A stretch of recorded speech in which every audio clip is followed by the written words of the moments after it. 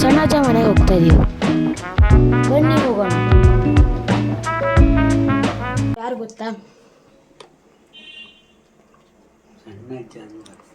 ಇದು ನಮ್ಮ ಸಣ್ಣಜ್ಜ ನೋಡಿ, ನಮ್ಮ ಅಜ್ಜ ಅವರ ತಮ್ಮ.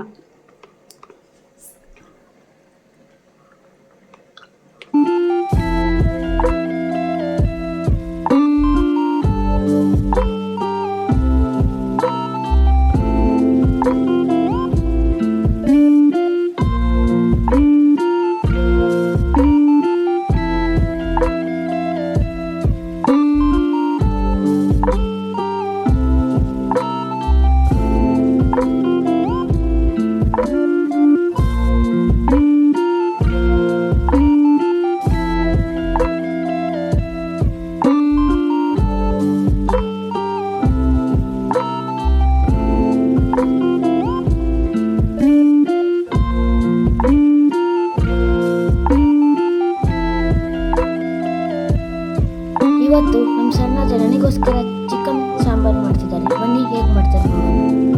2 kg ಚಿಕನ್ ತಂದವ್ರೆ.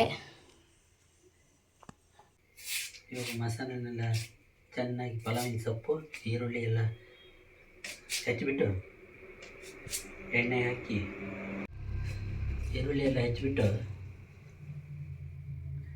ಇದು ಈರುಳ್ಳಿ ಇಟ್ಟ ನಂತರ ಪಲಾವಿನ ಸೊಪ್ಪು ತರ್ತೀನಿ. ಇನ್ನು ಯಾರು ನನ್ನ ಚಾನಲ್ ಸಬ್ಸ್ಕ್ರೈಬ್ ಮಾಡಿಲ್ಲ ಈಗಲೇ ಸಬ್ಸ್ಕ್ರೈಬ್ ಮಾಡಿ. ನಾನು ಇನ್ನೂ ಒಳ್ಳೆ ವೀಡಿಯೋಗಳನ್ನ ಹಾಕ್ತೀನಿ. ಮತ್ತು ನನ್ನ ಇನ್ಸ್ಟಾಗ್ರಾಮ್ ಪೇಜ್ನ ಫಾಲೋ ಮಾಡಿ, ಫೇಸ್ಬುಕ್ ಪೇಜ್ನ ಫಾಲೋ ಮಾಡಿ.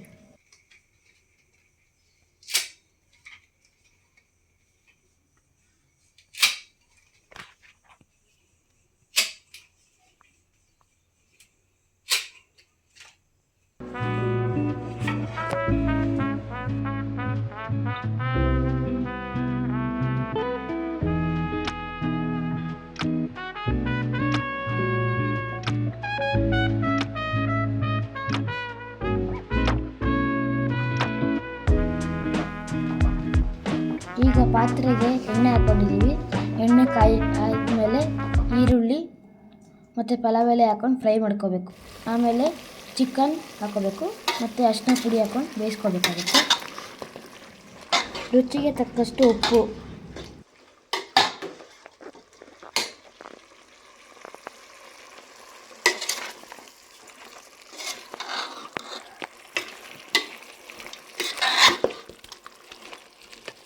ಐದು ನಿಮಿಷ ಚಿಕನ್ ಬೇಯಿಸಿ.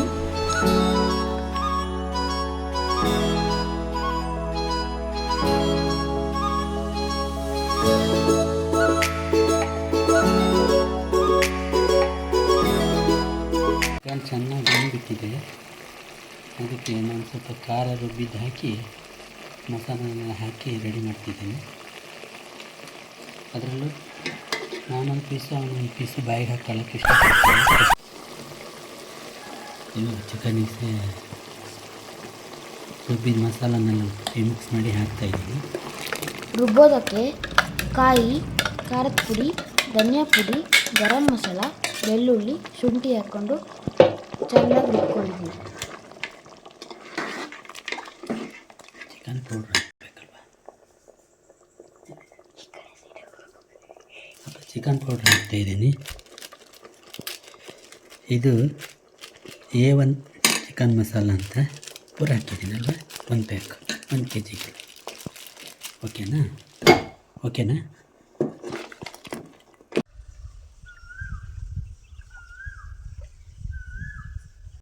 ಸ್ವಲ್ಪ ಲಿಂಬು ಹಾಕ್ತಿದ್ದೇನೆ.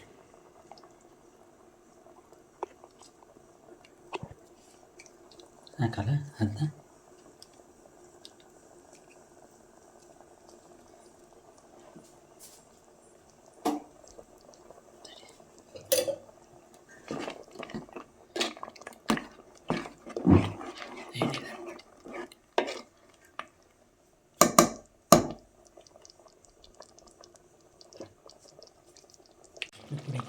ಆಹಾ, ಸ್ಮೆಲ್ಲೇ ಹಿಂಗಿದೆ.